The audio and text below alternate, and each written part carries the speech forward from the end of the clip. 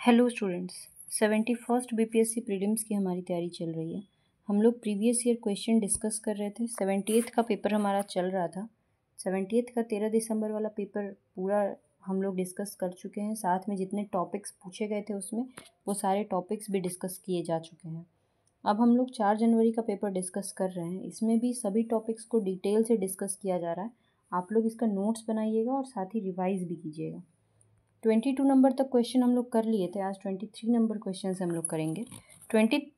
Video start करने से पहले मैं आपको अपने बारे में बता देती हूँ। मैंने अभी तक 3 बार बीपीएससी एग्ज़ाम को क्लियर किया है और अभी मैं असिस्टेंट कमिश्नर स्टेट टैक्स के पोस्ट पर हूँ। इसके पहले मैंने बीडीओ के पोस्ट पर भी काम किया है। तो देखिए 23 नंबर क्वेश्चन कहता है, मध्य प्रदेश की सर्वाधिक लंबी सीमा किस राज्य के साथ है। ठीक है, मध्य प्रदेश की सबसे ज़्यादा लंबी सीमा किस राज्य के साथ लगती है। महाराष्ट्र, आंध्र प्रदेश, उत्तर प्रदेश, राजस्थान। ठीक है, तो इसके लिए आपको जो है मैप आपको पता होना चाहिए। ये आपका मैप है। थोड़ा सा आपको मैप ध्यान में रखना होगा, कौन सा राज्य जो है वो कहाँ पर है। मध्य प्रदेश जो है ये सबसे बीच में पड़ता है, यहाँ पे है। और मध्य प्रदेश का सीमा देखिए किससे किससे लगता है। गुजरात से बस इतना सा सीमा लग रहा है। फिर महाराष्ट्र से यहाँ तक लगता है। फिर छत्तीसगढ़ से यहाँ तक लगता है। राजस्थान से यहाँ और ये वाला हो गया यूपी। तो सबसे बड़ा जो इसका सीमा लग रहा है वो लग रहा है यूपी के साथ, क्योंकि बहुत घुमा फिरा ऐसे है ना, ऐसे ऐसे करके घुमा घुमा के लग रहा है। तो सबसे ज़्यादा जो मध्य प्रदेश का सीमा लग रहा है वो यूपी के साथ लग रहा है। ऐसा किसी से भी पूछ सकता है। ऐसे बिहार का पूछ सकता है कि बिहार का सबसे ज़्यादा सीमा किससे लगता है। ठीक है, बिहार का नेपाल से सीमा लगता है, तो नेपाल से हमारे कौन कौन से ज़िले जो है वो सटे हुए हैं। वेस्ट बंगाल से कौन कौन से ज़िले सटे हुए हैं। यूपी से कौन कौन सा ज़िला सटा हुआ है। झारखंड से कौन कौन सा ज़िला सटा हुआ है। तो आपको ये याद करना होगा। ठीक है, और एक चीज़ कि ऐसा कौन सा राज्य है जिसका सीमा सबसे ज़्यादा राज्यों के साथ टच करता है, वो है यूपी। यूपी जो है वो देखो, एक उत्तराखंड, फिर हरियाणा, फिर दिल्ली से भी टच करता है, राजस्थान से भी टच करता है, मध्य प्रदेश से टच करता है, छत्तीसगढ़ से टच करता है, झारखंड से टच करता है और बिहार से भी टच करता है। यूपी जो है वो 8 राज्यों से यूपी जो है वो टच करता है। तो ये आपको याद होना चाहिए कि उत्तर प्रदेश सबसे ज़्यादा राज्यों से टच करता है। और मेनली आपको बिहार का आप याद रखिए और थोड़ा सा मैप को ध्यान से एक बार देख लीजिए कि कौन सा राज्य कहाँ पे है। तो इस हिसाब से इस क्वेश्चन को टैकल किया जा सकता है। गलती होने की संभावना यहाँ पे है। राजस्थान और यूपी में लोग कंफ्यूज करते हैं, मगर इसका आंसर क्या है, यूपी। ठीक है, नेक्स्ट दूसरा क्वेश्चन जो है 24 नंबर क्वेश्चन, ये है जीएसटी परिषद का चेयरपर्सन कौन होता है। GST council. ठीक है, जीएसटी परिषद। तो जीएसटी आपको पता होगा, GST goods and services tax. ठीक है, जो हमारे देश में लगाया गया है कि 1 कंट्री एंड 1 टैक्स। तो जीएसटी जो है जीएसटी का एक स्लैब होता है, आपको पता होगा 5, 12, 18, 28 4 स्लैब है जीएसटी का। और एक 0% वाला भी है। मतलब कुछ कुछ ऐसी चीज़ें हैं जिस पे जीएसटी 0% लगता है, मतलब टैक्स नहीं लगता है।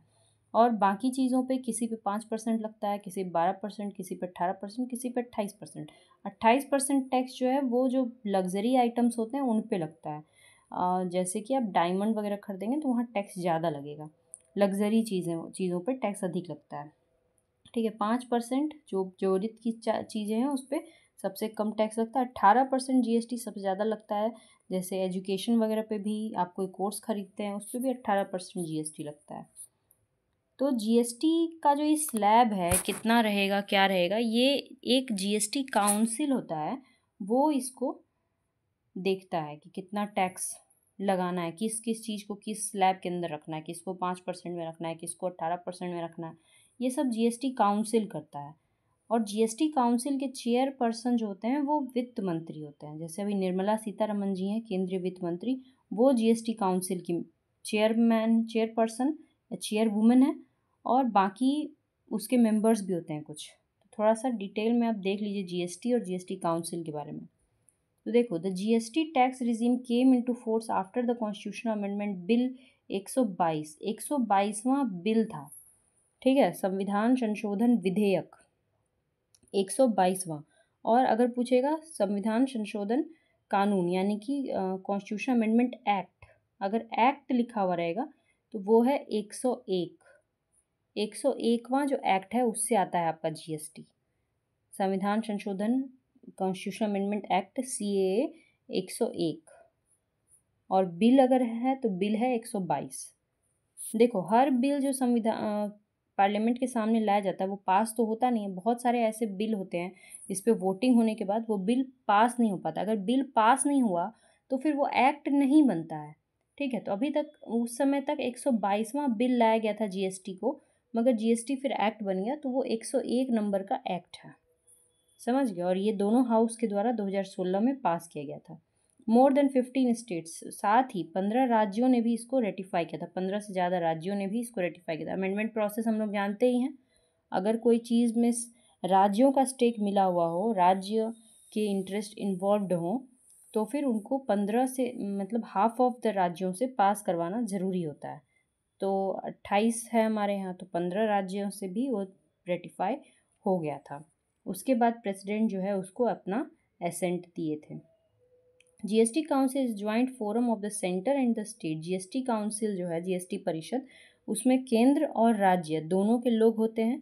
इसको प्रेसिडेंट के द्वारा आर्टिकल 279(1) से सेटअप किया गया जीएसटी काउंसिल को। इसके चेयरपर्सन जो होते हैं वो होते हैं यूनियन फाइनेंस मिनिस्टर, केंद्रीय वित्त मंत्री, जो कि अभी निर्मला सीतारमन है। ठीक है। The members of the council include, और बाकी के मेंबर कौन होते हैं, तो the union minister of state finance from the centre. ठीक है, मिनिस्टर ऑफ स्टेट फाइनेंस, राज्य वित्त मंत्री, है ना। ये राज्य केंद्र में ही एक तो होता है केंद्रीय वित्त मंत्री, और दूसरा केंद्र में ही एक मिनिस्टर ऑफ स्टेट होता है। ठीक है, तो वो फाइनेंस का जो मिनिस्टर ऑफ स्टेट है। साथ ही each state can nominate a minister in charge, हर राज्य भी अपना एक मिनिस्टर वहाँ पे नॉमिनेट कर सकता है। ठीक है, हर राज्य भी अपना एक मंत्री काउंसिल में रखता है। तो काउंसिल में एक तो केंद्रीय वित्त मंत्री उसके चेयरपर्सन हो गए, और राज्य भी अपने अपने मंत्री वहाँ पे भेजते हैं। ठीक है,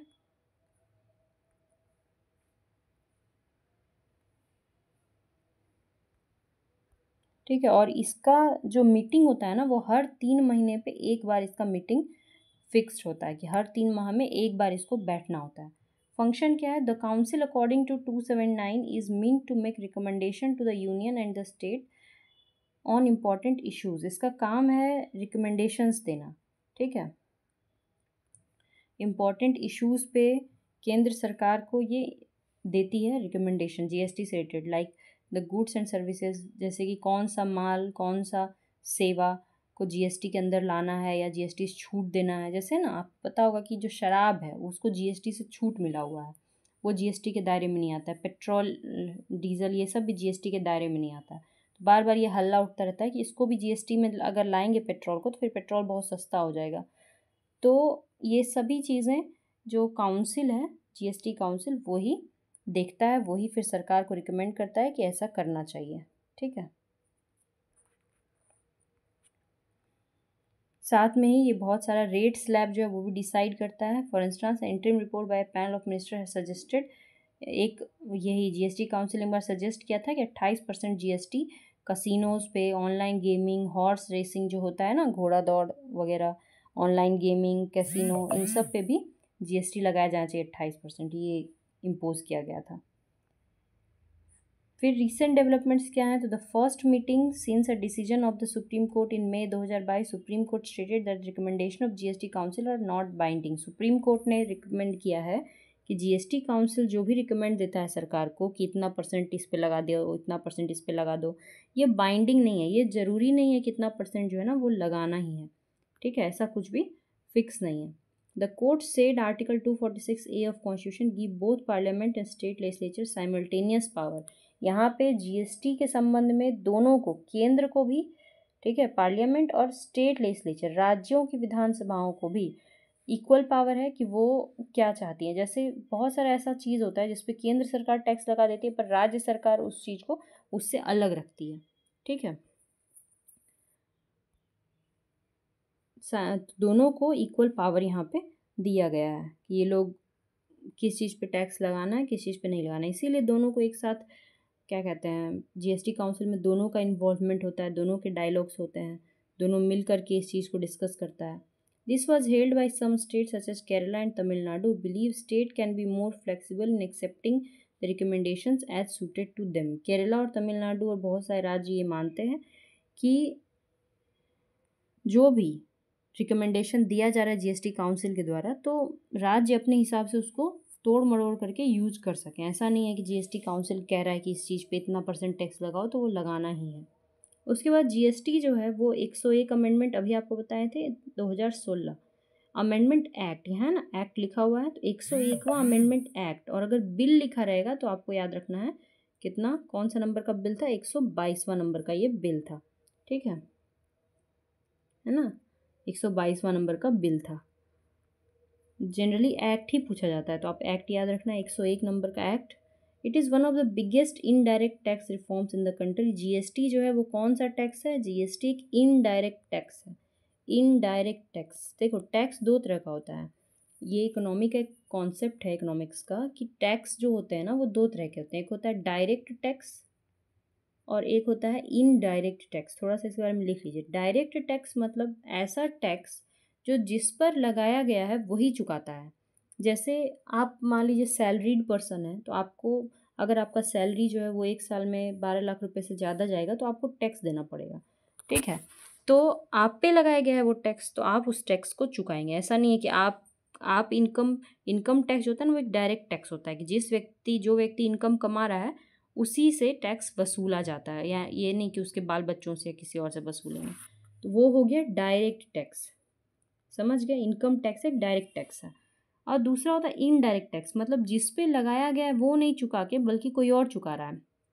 इसमें देखो जैसे जीएसटी, अब जीएसटी में क्या होता है कि कोई बिजनेसमैन, एक दुकानदार है, वो दुकानदार जो है वो कहीं से सामान खरीद के ला रहा है, ठीक है, थोक के भाव में ढेर सारा सामान, तो सरकार इसके ऊपर टैक्स लगाई इस दुकानदार के ऊपर कि तुम जो है इतना सारा इस सामान पे टैक्स लगा हुआ है। जैसे कि बिस्किट का पैकेट है तो 5% उस पर टैक्स है, सब पे टैक्स लगा हुआ है।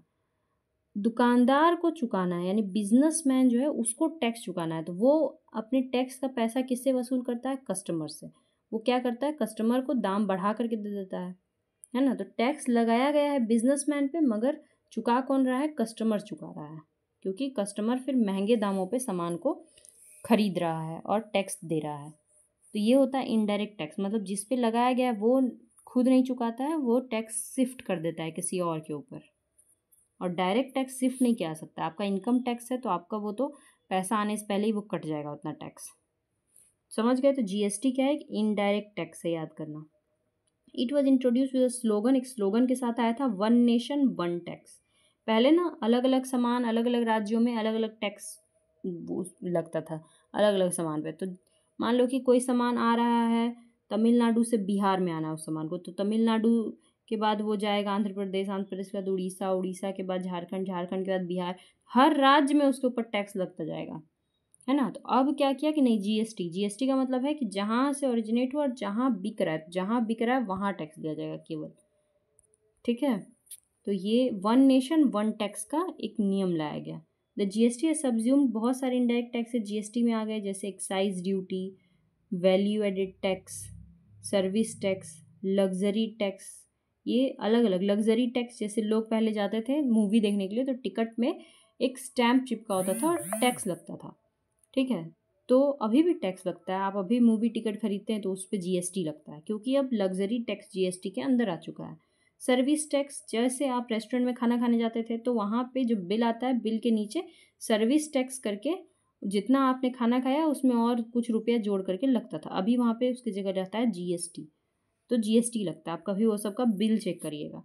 ठीक है, एक्साइज ड्यूटी होता है कि जब सामान एक जगह आता था बाहर से तो उस पर एक्साइज ड्यूटी लगता था। और वैल्यू एडेड टैक्स मतलब जब सामान एक प्रोड्यूसर से दूसरे प्रोड्यूसर के पास जाता था तो उस पर लगता था वैल्यू एडेड टैक्स। ठीक है, ये सब अब जीएसटी के अंदर आ गया, अब जीएसटी लगता है सिर्फ। It is essentially a consumption tax and is levied at the final consumption point. अभी बताया ना कि जहाँ सामान का यूज हो रहा है वहीं पे जीएसटी लगता है, फाइनल कंजम्पशन पॉइंट पे उसी को जीएसटी चुकाना पड़ता है। जैसे कि कोई प्रोड्यूसर है, ठीक है, कोई फैक्ट्री है जहाँ पे कोई बिस्किट बना, उस बिस्किट पे जो भी टैक्स लगा, 1 रुपया, आधा रुपया, वो फिर होलसेलर वाला जो है ना वो उसको खरीदा, फिर होलसेलर वाला टैक्स पे किया इसको, अब रिटेलर के पास गया, फिर रिटेलर भी टैक्स पे किया, और लास्ट में कस्टमर को मान लो कि 1 रुपये यहाँ लगा, 1 रुपये यहाँ लगा। अब कस्टमर से कितना रुपया लेगा रिटेलर? 1 रुपया जो ये यहाँ दिया, 1 रुपया जो ये यहाँ दिया, ठीक है, और 1 रुपया ये इससे लेगा, तो 3 रुपया जो टैक्स लगा वो कस्टमर का लगेगा, है ना। यानी हर जगह जो टैक्स पे किया गया है वो फाइनल कौन चुकाएगा? कस्टमर चुकाएंगे। जहाँ पे चीज़ें फाइनली कंज्यूम होती हैं वहाँ पे टैक्स पे करना होता है। Tax structure under GST, central GST to cover excise duty, service tax, ATC, इसमें 2 आता है, 3 आता है actually, central GST, state GST और इंटीग्रेटेड जीएसटी, ठीक है। सेंट्रल जीएसटी में आ गया एक्साइज ड्यूटी, मतलब बाहर से वो सामान हम लोग मंगाते हैं, सर्विस टैक्स वगैरह। स्टेट जीएसटी में आ गया वैट और लग्जरी टैक्स। और इंटीग्रेटेड जीएसटी जब इंटर स्टेट ट्रेड होगा, यानी एक राज्य से दूसरे राज्य में जब सामान भेजा जाएगा तब लगता है इंटीग्रेटेड जीएसटी। इसके अलावा तो बस ये दोनों लगता है, सेंटर और स्टेट। अगर उसी राज्य में बन करके उसी राज्य में कंज्यूम हो गया तो सेंटर और स्टेट ही लगेगा।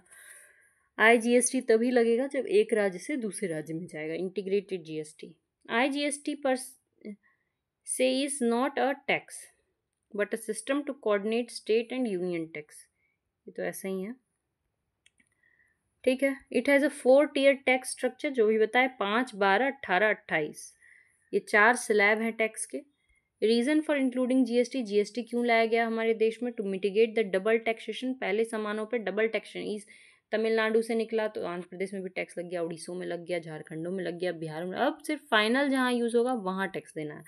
तो पहले मल्टीपल टैक्स लग जाते थे चीज़ों पे और दाम महंगा होता था, ठीक है। Cascading effect of tax, multiplicity of tax, classification issues relate to common national market.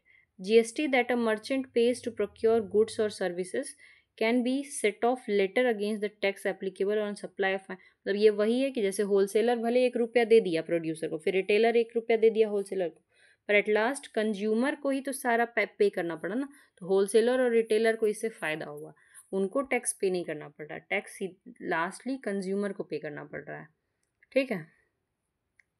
The GST avoids the cascading effect of और टैक्स ऑन टैक्स, ये वही है, ठीक है। समझ गए आप लोग। जीएसटी काउंसिल हर 3 महीने में एक बार बैठती है, और जीएसटी काउंसिल जो है वो जीएसटी में जो स्लैब्स हैं, कौन सा गुड किस स्लैब में आएगा वो देखती है। और जीएसटी काउंसिल के जो चेयरपर्सन होते हैं वो केंद्रीय वित्त मंत्री होते हैं, और साथ ही उसमें राज्यों के मंत्री भी होते हैं। अब नेक्स्ट क्वेश्चन भी इकोनॉमिक्स का ही है। इसमें है कि निम्नलिखित में से कौन सा राजकोषीय नीति का एक उपकरण है? राजकोषीय नीति, इंग्लिश में कहेंगे फिस्कल पॉलिसी, ठीक है। क्या कहेंगे? Fiscal policy. अब यहाँ पे है कि कौन सा एक फिस्कल पॉलिसी का उपकरण है। 2 पॉलिसी होता है, एक होता है फिस्कल पॉलिसी और दूसरा होता है मॉनिटरी पॉलिसी, मौद्रिक नीति। आप लोग को मौद्रिक नीति पढ़ा दिए हैं, ठीक है। मौद्रिक नीति आरबीआई का होता है, और फिस्कल पॉलिसी जो होता है ये सरकार का होता है। जब देश में महंगाई बहुत ज़्यादा बढ़ने लगता है, या फिर उसका उल्टा, यानी कि देश में चीज़ें मंदी आ जाती हैं। मंदी का आने का मतलब है कि मक्खी मार रहा है दुकानदार, कोई भी मतलब लोग जा ही नहीं रहे दुकान पे, क्योंकि उनके हाथों में पैसा ही नहीं है, ठीक है। वो लोग बेरोजगार हैं। तो दोनों कंडीशन, अगर देश में बहुत महंगाई आ जाए या फिर देश में मंदी आ जाए, तो आरबीआई अपनी तरफ से लेके आता है मॉनिटरी पॉलिसी, मौद्रिक नीति, जो हम लोग पढ़े थे, आपको याद होगा, CRR, SLR, repo rate, reverse repo rate, open market, ठीक है, बैंक रेट, तो वो सब था मॉनिटरी पॉलिसी। और सरकार भी अपनी तरफ से देश में महंगाई को कम करने के लिए कुछ कुछ काम करती है, तो वो होता है फिस्कल पॉलिसी, यानी कि राजकोषीय नीति। तो मौद्रिक पॉलिसी जो हम लोग पढ़े थे तो उसमें हम लोग नकद आरक्षित अनुपात यानी सीआरआर पढ़े थे, तो ये तो मौद्रिक पॉलिसी है, ये तो राजकोषीय नीति का हिस्सा नहीं है। बैंक रेट ये भी नहीं है, क्योंकि बैंक रेट वो रेट जिस रेट पे बैंक जो है वो आरबीआई से पैसा लेता है, तो ये भी मौद्रिक नीति का हिस्सा है दोनों। और साख सीमा मतलब क्रेडिट लिमिट, ये भी मौद्रिक नीति का ही हिस्सा है, क्रेडिट लिमिट, कि कौन सा बैंक जो है वो किस सेक्टर में कितना लोन देगा, वो लिमिट कर देता है आरबीआई, तो उसी को बोलते हैं क्रेडिट लिमिट, कि तुमको इस सेक्टर में इतना ही लोन देना है। तो जो कर है, कर माने टैक्स, ये टैक्स जो है ये फिस्कल पॉलिसी का पार्ट है। अब क्या होता है थोड़ा सा समझिए ध्यान से। देखिए, सिंपल सा एक चीज़ समझना है आपको कि जब लोगों के हाथ में पैसा, ठीक है, बहुत सारा पैसा आएगा तो लोग जाएंगे मार्केट, मार्केट जाएंगे सामान खरीदने। मान लेते हैं कि 4 आदमी हैं, सबके पास मतलब कि बहुत सारा पैसा है। अब वो लोग गया फ्रीज खरीदने और मार्केट में फ्रीज एक ही तो है, ठीक है। तो फ्रीज दुकानदार क्या सोचेगा कि जो आदमी सबसे ज़्यादा पैसा देगा हम उसको दे देंगे, है ना। तो अगर कोई आदमी कहेगा कि हम 10,000 देंगे, कोई कहेगा हम 20,000 देंगे, कोई कहेगा हम 50,000 देंगे, फ्रीज तो एक ही है, ठीक है। और सब जो सबसे ज़्यादा बोली लगाएगा, यानी कि फ्रीज क्या हो गया महंगा। 50,000 में फ्रीज अब बिक रहा है, जो 50,000 दे सकता है वो लेके जाएगा। फ्रीज का दाम, असली दाम 10,000 और ये हो गया 50,000 का, यानी महंगाई बढ़ जाएगी। कब? जब लोगों के हाथ में बहुत सारा पैसा इंक्रीज हो जाएगा, बहुत सारा पैसा आएगा तो महंगाई बढ़ेगी। थोड़ा सा अच्छा होता है क्योंकि महंगाई जब बढ़ेगी, यानी जब फ्रीज 50,000 में बिकेगा तो फ्रिज का जो सप्लायर है, जो बना रहा है, जैसे सैमसंग कंपनी है, वो सोचेगा कि वाह मेरा फ्रिज तो बहुत महंगा बिक रहा है और बनाते हैं। फिर वो और बनाएगा और लोगों को हायर करेगा, एम्प्लॉयमेंट देगा। तो महंगाई एक तरह से थोड़ा तो अच्छा ही होता है, पर बहुत ज़्यादा नहीं होना चाहिए। देश में महंगाई बहुत ज़्यादा नहीं बढ़ना चाहिए, ठीक है। तो पैसा जब लोगों के हाथ में आता है तो होती है महंगाई, ठीक है। समझ गए आप लोग। अगर महंगाई को कंट्रोल करना है तो पैसा को लोगों से क्या करना होगा, खींचना होगा। पैसा को खींचना होगा लोगों के हाथों से, अगर महंगाई को रोकना है तो पैसा खींचने का क्या तरीका है? तो दो तरीका है, या तो सरकार खींचे या तो आरबीआई खींचे। अगर आरबीआई खींचती है तो वो हम लोग पढ़ चुके हैं, वो पढ़े हैं हम लोग मौद्रिक नीति, ठीक है। मौद्रिक नीति जैसे आरबीआई लागू कर देगी CRR, cash reserve ratio. Bank के पास जितना पैसा रहेगा, बैंक को बहुत सारा पैसा आरबीआई के पास रखना पड़ेगा, तो बैंकों के पास लोन देने के लिए पैसा ही नहीं रहेगा, यानी पैसा खींचा गया लोगों का। उसी तरह से एसएलआर में भी वही चीज़ है, बैंक को बहुत सारा पैसा अपने पास रखना होगा, लोन कम दे पाएगा। फिर रेपो रेट अगर बढ़ा दिया, यानी बैंक अपना पैसा आरबीआई में रखेंगे, है ना, आरबीआई को लोन देंगे, लोगों को लोन नहीं देंगे, ठीक है। तो मतलब वो सब होता है मौद्रिक नीति, मतलब कि किसी तरह से लोगों के हाथों से पैसा ले लिया जाए। और सरकार अगर ये काम करती है तो उसको कहते हैं फिस्कल पॉलिसी, यानी राजकोषीय नीति। सरकार कैसे लोगों के हाथों से पैसा ले लेगी? सरकार क्या करेगी, टैक्स बढ़ा देगी। पहले मान लो कि आप कमाते थे 10,000, 1,000 टैक्स देते थे, अब सरकार कहेगा नहीं 2,000 टैक्स दो, तो आपके पास 8 ही हजार बचा ना अब तो आप कम खर्च करेंगे। यानी सरकार का, अगर सरकार को महंगाई घटानी है तो क्या करना होगा, टैक्स बढ़ा देती है, ठीक है। टैक्स बढ़ा देगी, सारा पैसा टैक्स के रूप में सरकार के पास चला गया, लोगों का हाथ खाली। दूसरा, सब्सिडी कम कर देगा। सरकार क्या करेगा, जो सब्सिडी देता है फ्री में, जो देता है ना कि 6,6 हजार रुपया किसानों को देता है, फिर गरीब कल्याण योजना और बहुत सारा जो सरकार पैसा देती है, स्कॉलरशिप वगैरह, वो कम कर देगा, पैसा नहीं देगा, क्योंकि पैसा तो खींचना है ना लोगों के हाथों से। तो अगर महंगाई को कम करना है तो टैक्स बढ़ाना होगा, सब्सिडी घटाना होगा। अगर महंगाई बढ़ाना मतलब अगर मंदी है, मंदी से निपटना है, तो फिर लोगों को पैसा देना होगा हाथों में, ताकि जाओ खर्चा करो, बाजार में जाओ खर्चा करो। तो अगर मंदी से निपटना है तो फिर सरकार लोगों को हाथों में पैसा देगी, यानी सब्सिडी बढ़ाएगी, टैक्स को कम कर देगी। इसको अपने से जरा आप लोग समझने का कोशिश कीजिएगा, एक साइकिल की तरह है, ठीक है। एक साइकिल की तरह है कि महंगाई है, महंगाई है तो क्या करना है, टैक्स क्या करना है, बढ़ा देना है, ताकि पैसा खींचा जाए लोगों के हाथ से। महंगाई मतलब पैसा, तो पैसा खींचना है तो टैक्स को बढ़ा दो और सब्सिडी को क्या करो, कम कर दो, तो क्या महंगाई कंट्रोल हो जाएगा। और अगर मंदी है तो टैक्स कम करिए और सब्सिडी दीजिए, लोगों को हाथों में पैसा दीजिए, तो फिर मंदी से उबर जाएंगे। समझ गए। तो यही होता है फिस्कल पॉलिसी, यानी राजकोषीय नीति। अब यहाँ देखो क्या लिखा है, टू मैनेज इन्फ्लेशन, महंगाई को मैनेज करने के लिए सरकार और सेंट्रल बैंक माने RBI utilize a combination of fiscal and monetary policy, ठीक है। सरकार गवर्नमेंट का होता है फिस्कल पॉलिसी, राजकोषीय नीति, और सेंट्रल बैंक माने आरबीआई का होता है मॉनेटरी पॉलिसी माने मौद्रिक नीति। जो राजकोषीय नीति होता है फिस्कल पॉलिसी, ये सरकार कंट्रोल करती है, इन्वॉल्व्स एडजस्टिंग टैक्स, टैक्स को एडजस्ट करती है, एंड गवर्नमेंट स्पेंडिंग, और सरकार का जो खर्चा है उसको क्या करती है, कम करती है। टू इन्फ्लुएंस एग्रीगेट डिमांड, ताकि मार्केट में जो डिमांड है उसको कम किया जा सके। मॉनेटरी पॉलिसी जो आरबीआई का होता है, focus on controlling the money supply interest rate. ये मेनली फोकस करता है इंटरेस्ट रेट पे। जो आरबीआई फोकस करता है कि इंटरेस्ट रेट बढ़ा घटा देता है तो लोग लोन नहीं लेते हैं। अगर इंटरेस्ट बहुत ज़्यादा लगेगा तो लोग लोन नहीं लेगा, है ना। या फिर इंटरेस्ट, लोग लोन कब लेना चाहते हैं? जब इंटरेस्ट कम लगता है। अगर आपको बहुत ज़्यादा इंटरेस्ट चुकाना पड़े, ईएमआई चुकाना पड़े, तो आप लोन नहीं लीजिएगा, है ना। तो सरकार फिर क्या करती है? इंटरेस्ट बढ़ा देती है। और सरकार अगर चाहती है कि लोग लोन लें और काम करें, अधिक से अधिक काम करें, तो फिर इंटरेस्ट रेट कम कर देती है।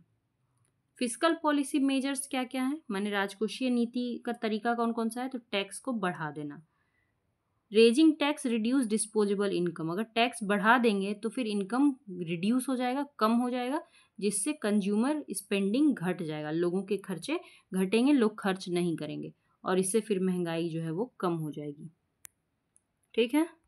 रिड्यूस्ड गवर्नमेंट स्पेंडिंग, सरकार अपने खर्चों को भी कम कर देगी। Cutting down government expenditures specially on non essential items decrease overall demand and helps control inflation. वही बात है, सरकार सब्सिडी देना कम कर देगी, खर्चे कम कर देगी। Controlling fiscal deficit, reducing the fiscal deficit through either spending cuts और increasing revenue can help manage inflation. मतलब वही कि या तो सरकार अपना खर्चा कम कर दे, जो लोगों को पैसा देती है वो कम कर दे, या फिर सरकार टैक्स बढ़ा दे, इससे महंगाई मैनेज किया जा सकता है। दूसरा है मॉनेटरी पॉलिसी मेजर्स। जो आरबीआई की नीतियां हैं वो तो हम लोग पहले ही पढ़ चुके थे। टैक्स रेट, इंटरेस्ट रेट को बढ़ा देना, SRR, CRR, open market operations, ये सब हम लोग ऑलरेडी डिस्कस कर चुके हैं पिछले वीडियोस में, है ना। Open market operation, reverse, CRR, SLR, अभी हम लोग इसको डिस्कस नहीं करेंगे अब, ठीक है, कि पहले ही किया जा चुका है। तो आप लोग समझ गए कि इन्फ्लेशन को हमेशा मेंटेन करना पड़ता है। कितना इन्फ्लेशन मेंटेन करने का टारगेट है आपका? 2 to 6% का, यानी ±2। ठीक है, तो 2 से 6% हमेशा मेंटेन रखना होता है। ये एक देख लीजिए diagram, monetary policy versus fiscal policy. Monetary policy जो सेंट्रल बैंक माने आरबीआई का है, मौद्रिक नीति। फिस्कल पॉलिसी राजकोषीय नीति किसका है? सरकार का। इसमें मौद्रिक नीति में क्या किया जाता है? इंटरेस्ट रेट को चेंज किया जाता है, घटाया बढ़ाया जाता है। राजकोषीय नीति में सरकार टैक्स को चेंज करती है, टैक्स को घटाती बढ़ाती है, या फिर सरकार अपने खर्चों को घटाती बढ़ाती है। मौद्रिक नीति बहुत तेजी से लागू हो जाता है, फिस्कल पॉलिसी को लंबा समय लगता है। मौद्रिक नीति डिमांड साइड चीज़ों को कंट्रोल करता है, ठीक है, मतलब लोन ही नहीं मिल रहा है तो लोग अब खर्चा कहाँ करेंगे, ठीक है, इंटरेस्ट रेट इतना ज़्यादा हो गया है। फिस्कल पॉलिसी सप्लाई साइड चीज़ों को मैनेज करता है।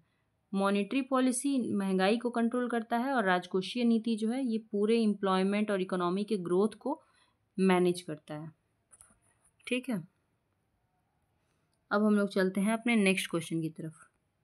नेक्स्ट क्वेश्चन है हमारा 26 नंबर। ये क्वेश्चन है कि तारीख़ फिरोज शाही किसके द्वारा लिखी गई? देखो, तारीख़ फिरोज शाही लिखा गया था जियाउद्दीन बर्नी के द्वारा। बहुत बार आप लोग इसका नाम सुने होंगे, तारीख़ फिरोज शाही, जियाउद्दीन बर्नी। पर ऑप्शन में तो जियाउद्दीन बर्नी है ही नहीं, है ना। ऑप्शन में क्या क्या है? शमशिराज, अफ़ीक, याहया, सरहिंदी, मिन्हाज सिराज, मिन्हाज उस सिराज, ये बहुत फेमस है मिन्हाज उस सिराज, और इसामी। तो इसमें से अब आंसर कौन सा है? क्योंकि जियाउद्दीन बर्नी के द्वारा लिखा गया है। तो देखिए,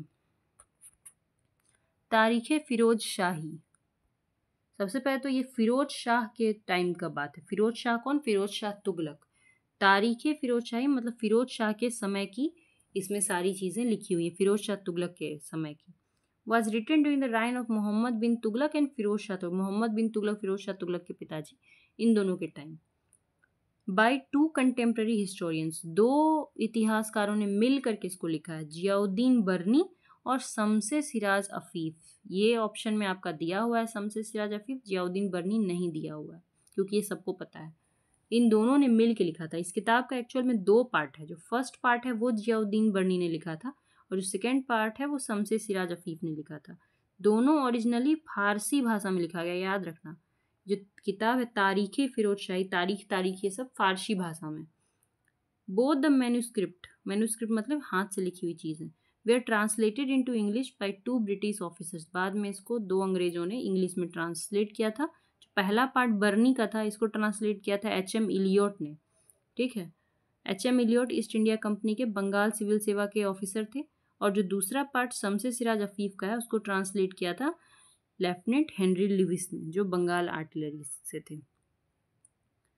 ठीक है, तारीख का मतलब होता है हिस्ट्री। किसका हिस्ट्री? फिरोज शाह तुगलक का history. Barani in his Firoz Shah states that he recorded the true facts of history. मतलब इस किताब में ट्रू फैक्ट्स उस समय का दिया हुआ है। समझ गया आप लोग दोनों बात, कि असल में जियाउद्दीन बर्नी ने फर्स्ट पार्ट लिखा था और सेकेंड पार्ट शमसे सिराज अफीफ। तो आंसर आपका शमसे सिराज अफीफ है। और मिनहाज उस सिराज पूछा है ऑप्शन में, तो मिनहाज उस सिराज का किताब है तबकाते नासिरी। बहुत ही फेमस बुक है तबकाते नासिरी, मिनहाज उस सिराज का। तो याद रखना। ठीक है, इसका आंसर क्या हो गया? शम्स सिराज अफीफ। नेक्स्ट आपका क्वेश्चन है 27 नंबर। 2023 के विश्व आर्थिक मंच की बैठक की मेजबानी किस देश ने की थी? World economic forum. World economic forum, विश्व आर्थिक मंच। विश्व आर्थिक मंच, वर्ल्ड इकोनॉमिक फोरम का जो सत्र होता है वो हर साल जनवरी में स्विट्जरलैंड के दावोस में होता है। स्विट्जरलैंड में एक जगह है दावोस, वहीं पे हर साल इसकी मीटिंग होती है जनवरी में। हर साल लोग जाते हैं, मिलते हैं। तो यहाँ जो क्वेश्चन पूछा है कि इसकी बैठक की मेजबानी किस देश ने की 2023 में, तो हर साल स्विट्जरलैंड ही करता है, 2023 का बात नहीं है। ठीक है, स्विट्जरलैंड के दावोस शहर में। तो आखिर ये वर्ल्ड इकोनॉमिक फोरम है क्या? विश्व आर्थिक मंच। देखिए, the world economic forum The World Economic Forum is holding its annual meeting from 15 January to 19 January 2024 in Davos, Switzerland. What are the major points related to the World Economic Forum? क्या major points हैं? World economic forum एक international organisation है, विश्व आर्थिक मंच for public private corporation. यानी ये जो बैठक होती है ना, इसमें सिर्फ ऐसा नहीं कि सरकारें जाती है, बल्कि सभी देश के प्रधानमंत्री, राष्ट्रपति वगैरह तो जाते ही हैं, उसके अलावा बहुत सारे बिजनेसमैन लोग भी वहाँ जाते हैं, क्योंकि इसमें पब्लिक और प्राइवेट दोनों का कॉपरेशन है। ठीक है, इसमें पॉलिटिकल, बिजनेस, कल्चरल और अदर लीडर्स भी जाते हैं। ठीक है, पॉलिटिकल लीडर्स जाते हैं, कल्चरल लीडर्स जो होते हैं देशों के, ठीक है, वो भी जाते हैं।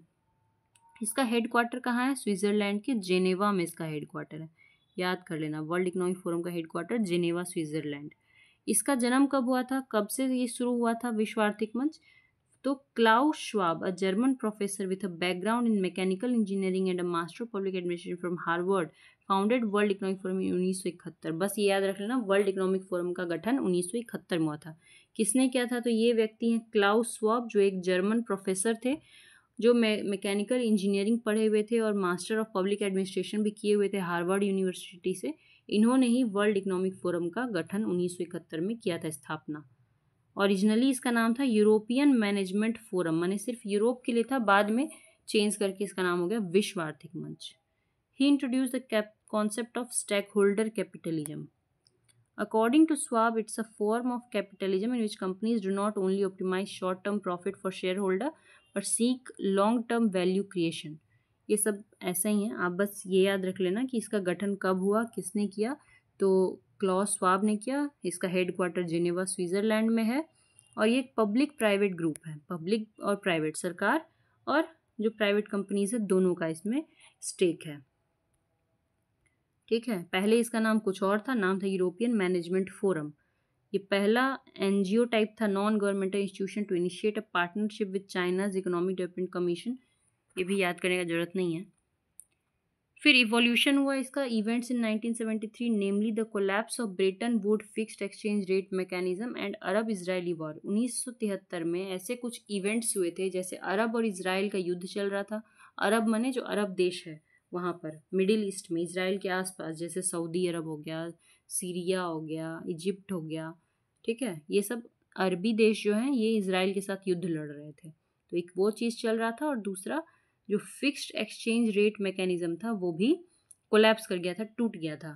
फिक्स्ड एक्सचेंज रेट मैकेनिज्म क्या होता है? देखो, एक्सचेंज रेट, अगर आपको डॉलर चाहिए $1, तो आपको कितना रुपया देना होगा? अभी जो भी चल रहा होगा, मान लेते हैं कि अभी 70 रुपया अगर चल रहा है, तो आपको 70 रुपये आप देंगे तो आपको मिलेगा $1। यही है एक्सचेंज रेट। जितना डॉलर चाहिए उतना रुपया देना होगा, या जितना मतलब कि अगर आपको रुपया चाहिए तो आप उस हिसाब से डॉलर दीजिए। ठीक है, तो ये है एक्सचेंज रेट। तो अभी ये चेंज होता रहता है। ठीक है, अगर मार्केट में रुपया डाउन होता है तो कभी 70, कभी 72, एक टाइम पे 60 था, कभी 80 भी चला जाता है। तो ये चलता रहता है, चेंज होता रहता है। लेकिन पहले ये फिक्स्ड था। ठीक है, पहले चेंज नहीं होता था, फिक्स्ड कर दिया गया था कि $1 बराबर 60 रुपया, हमेशा हमेशा यही रहेगा, ऐसे फिक्स हो गया था। तो उसको कहते हैं फिक्स एक्सचेंज रेट। पर इससे दिक्कतें सामने आई फिक्स्ड रहने से। ठीक है, तो बाद में इसको चेंज करना पड़ा।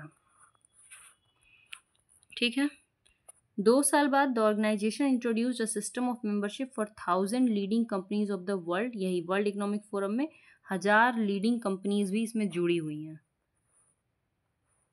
सब ऐसे ही दिया हुआ है। फंडिंग $5 बिलियन का फंडिंग है। सब ये जितनी भी ऑर्गेनाइजेशंस है ना, इसको यूएस का सबसे बड़ा फंडिंग जो है वो इन्हीं लोगों को मिलता है। फिर इसका हर साल सालाना मीटिंग दावोस में होता है। इसमें 3000 से ज़्यादा पार्टिसिपेंट होते हैं, इन्वेस्टर्स होते हैं, दुनिया के business leaders, political leaders, economist, बहुत सारे अर्थशास्त्री, सेलिब्रिटीज़ भी जाते हैं। ठीक है, वहीं दावोस में। की डिप्लोमेटिक मोमेंट क्या था? तो एक बार कोरियन डिप्लोमेसी, साउथ कोरिया और नॉर्थ कोरिया, ये लोग के बीच में लड़ाई होते रहता है। जैसे इंडिया पाकिस्तान है ना, वैसे ही साउथ कोरिया नॉर्थ कोरिया। तो उनके बीच में भी मीटिंग करवाया गया था। ठीक है, held first ministerial level meeting वहीं पे हुआ था, इन दोनों के मंत्रियों की मीटिंग। फिर German reunification 1989, East German prime minister and German chancellor met off, मतलब जर्मनी का भी पहले दो टुकड़ा था, ईस्ट जर्मनी और वेस्ट जर्मनी। बीच में जर्मन वॉल था। ठीक है, तो उसको भी फिर ख़त्म किया गया। ईस्ट जर्मन प्राइम मिनिस्टर और जर्मन चांसलर दोनों मिले थे यहीं पर। मतलब कि इस तरह से ये मिलाने का काम करता है world economic forum. South African milestone, South African president de Klerk, Nelson Mandela and Zulu prince Mangosuthu Buthelezi made their inaugural joint appearance outside South Africa. वहाँ भी वही जो 3-4 ग्रुप लड़ रहे थे वो लोग आपस में मिले थे वहीं पर।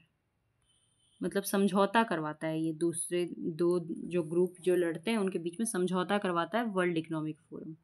ठीक है, G20 का शुरुआत भी वहीं से हुआ था। G20 ग्रुप जो कि इंडिया 2023 में जिसको अपने यहाँ पे होस्ट किया था, इसकी शुरुआत 1998 में वहीं से हुई थी, वर्ल्ड इकोनॉमिक फोरम से। World economic Forum emphasize the need to involve major developing countries. G20 में दुनिया के मेजर डेवलप और डेवलपिंग कंट्रीज हैं। G20 born from World economic Forum discussion evolve into a summit. और लास्ट जो most important चीज़ है कि वर्ल्ड इकोनॉमिक फोरम बहुत सारा रिपोर्ट जारी करता है।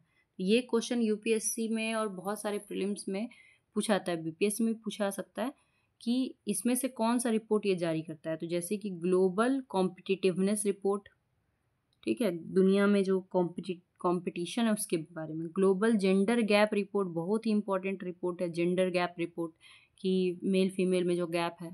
फिर energy transition index, global risk report, global travel and tourism report. ये आपको 1, 2, 3, 4, 5 ये पांचों रिपोर्ट एकदम याद कर लीजिए, वर्ल्ड इकोनॉमिक फोरम की रिपोर्ट। ग्लोबल जेंडर गैप तो एकदम पूछा जाता है, ग्लोबल रिस्क रिपोर्ट पूछा जा सकता है, global competitiveness report, global travel and tourism और एनर्जी ट्रांजिशन इंडेक्स। ठीक है, अब चलते हैं हम लोग नेक्स्ट क्वेश्चन की तरफ। नेक्स्ट क्वेश्चन है आपका 28 नंबर। 1939 में जब सुभाष चंद्र बोस ने इस्तीफा दिया तब भारतीय राष्ट्रीय कांग्रेस के अध्यक्ष कौन थे? सुभाष चंद्र बोस 2 बार कांग्रेस के अध्यक्ष रहे थे। ठीक है, 38 और 39, हरिपुरा और त्रिपुरी कांग्रेस।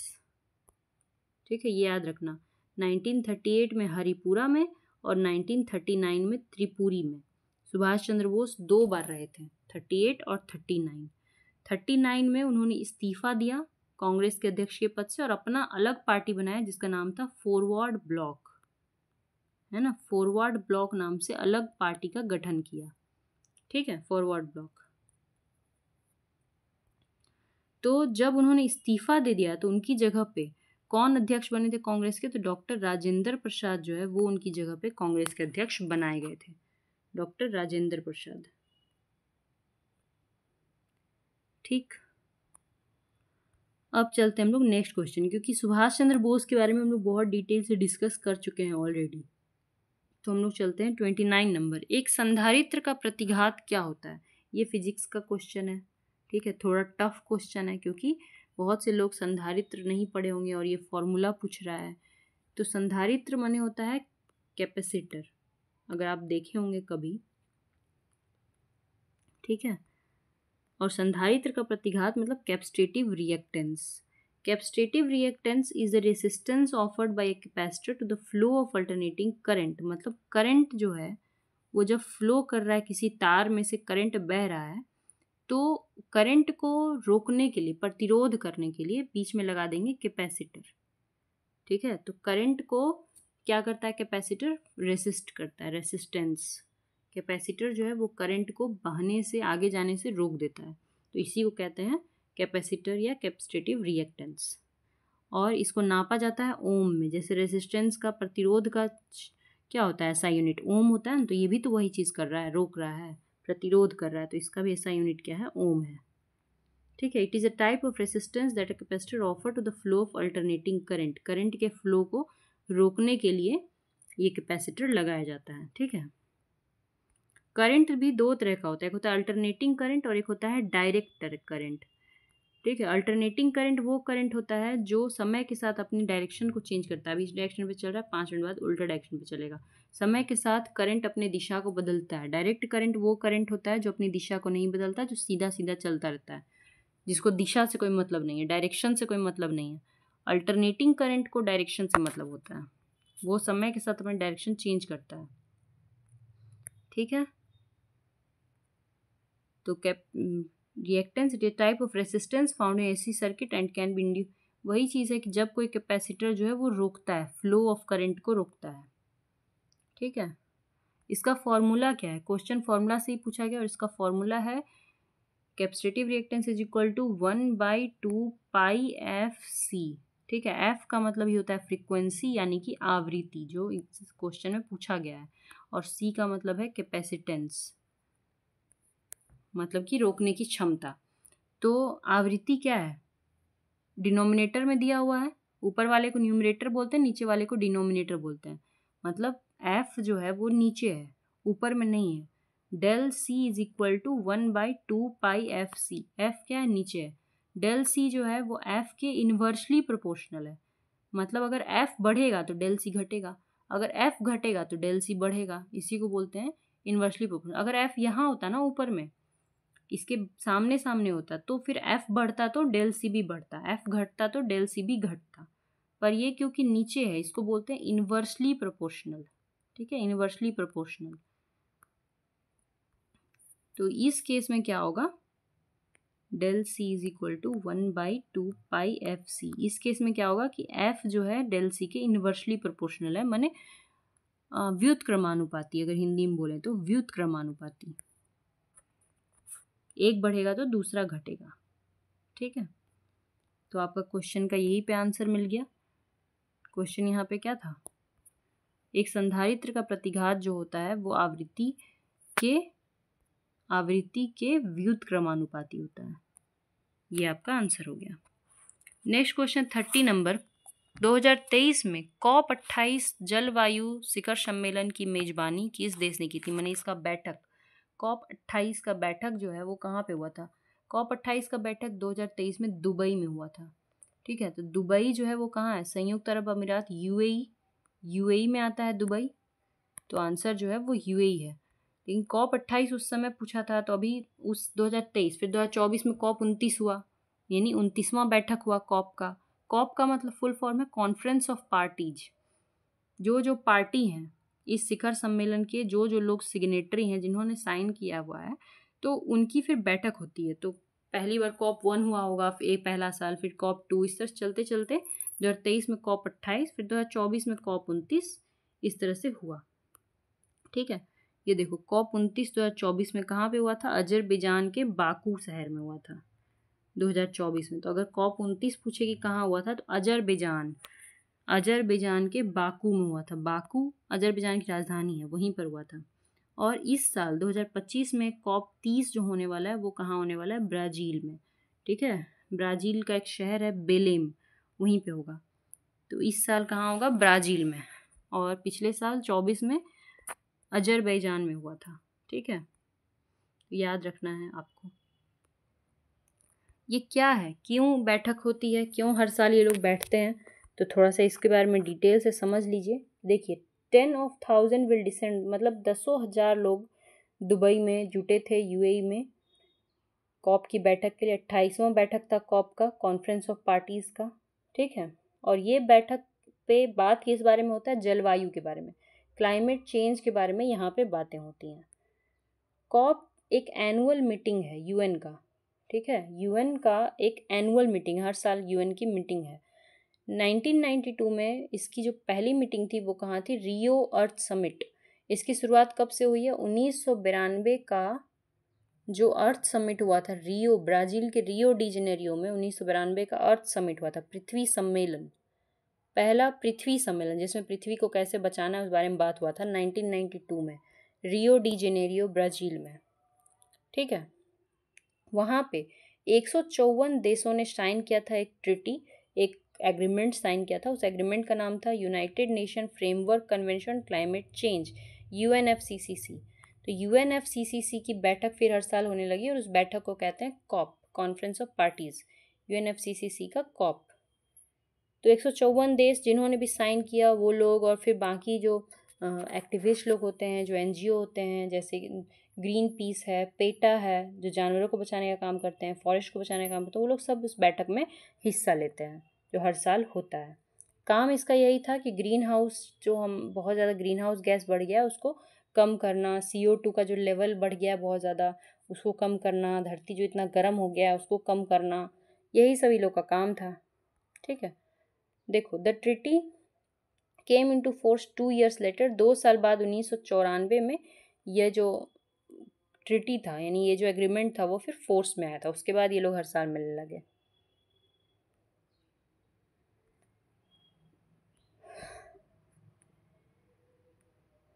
ठीक है, their believe was strengthen by the success of 1987 Montreal protocol. ये जरूर इंपॉर्टेंट है, BBI है, लिख लीजिएगा कि 1987 में एक मॉन्ट्रियल प्रोटोकॉल साइन हुआ था बहुत सारे देशों के बीच में। ये आया था to protect the ozone layer, ozone layer को प्रोटेक्ट करने के लिए। क्वेश्चन पूछ सकता है कि मॉन्ट्रियल प्रोटोकॉल किसको प्रोटेक्ट करने के लिए किया गया था? मॉन्ट्रियल, ठीक है, एक जगह है, वहाँ पे 1987 में बहुत सारे लोग मिले थे, बहुत सारे देश, और उन लोगों ने साइन किया था कि हम लोग ओजोन को प्रोटेक्ट करने के लिए ये एग्रीमेंट साइन करते हैं। ओजोन लेयर, ओजोन का फॉर्मूला होता है O3।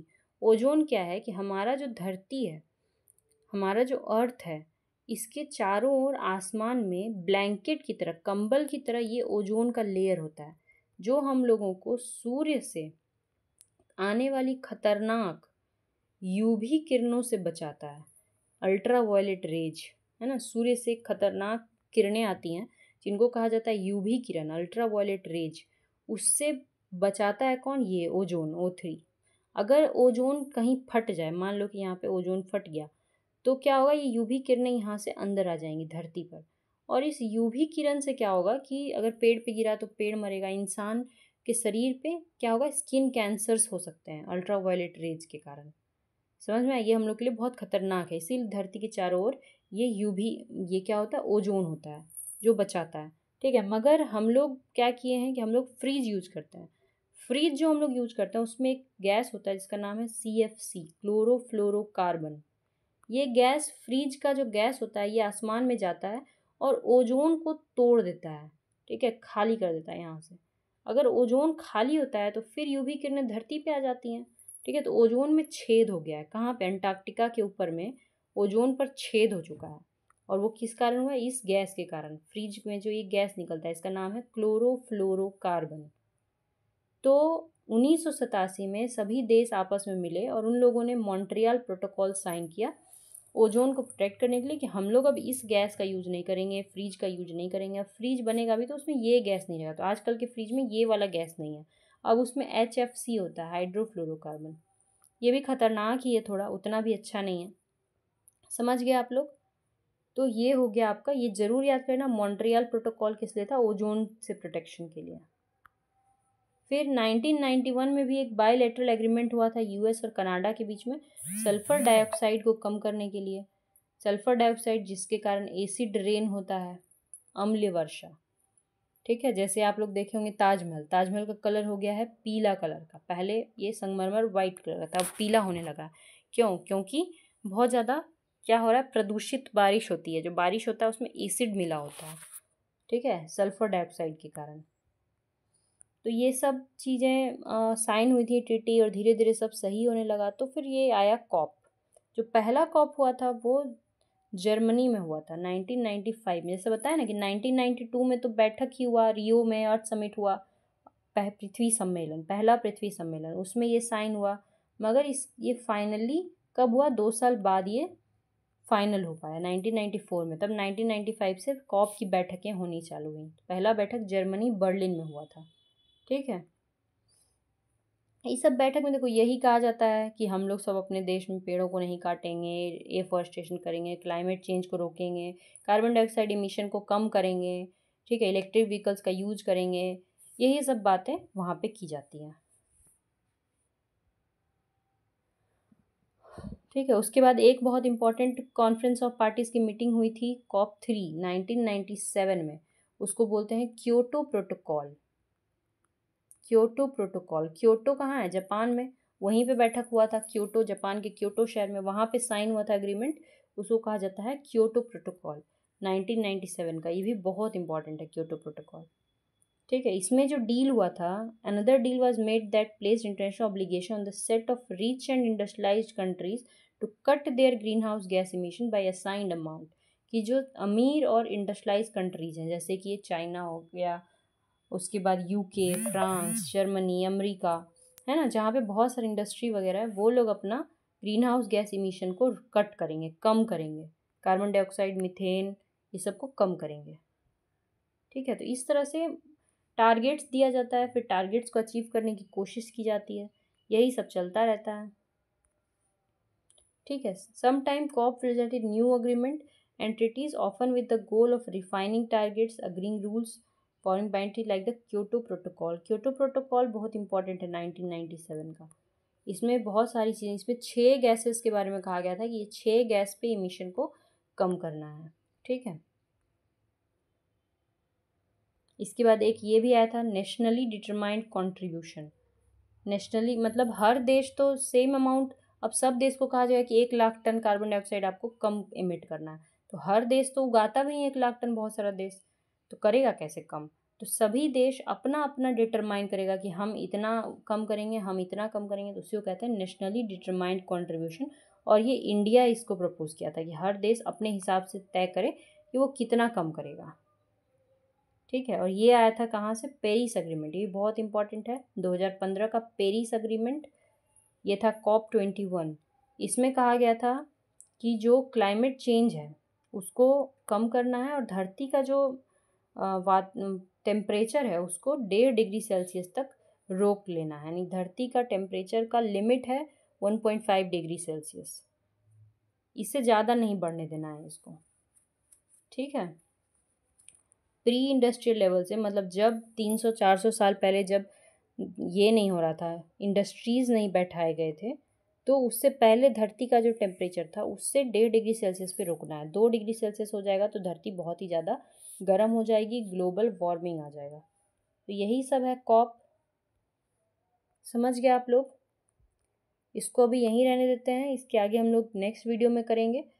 तब तक आप लोग पढ़ते रहिए, कुछ भी डाउट हो तो पूछिए कमेंट सेक्शन में, और तैयारी कीजिए। डेली एक मॉक टेस्ट आपको देना चाहिए। अभी बहुत सारे किताब बुक अवेलेबल हैं, जैसे क्राउन का बुक है, स्पार्क का बुक है, तो आप वो ख़रीद लीजिए और मॉक टेस्ट डेली लगाइए घर पे बैठ के या जहाँ भी। उससे आपको जो है बहुत ज़्यादा अपने आप में कॉन्फिडेंस आएगा। तो प्रीवियस ईयर क्वेश्चन करते रहिए, मॉक टेस्ट और रिवीजन, इससे आपका 71st प्रीलिम जो है वो आसानी से हो जाएगा।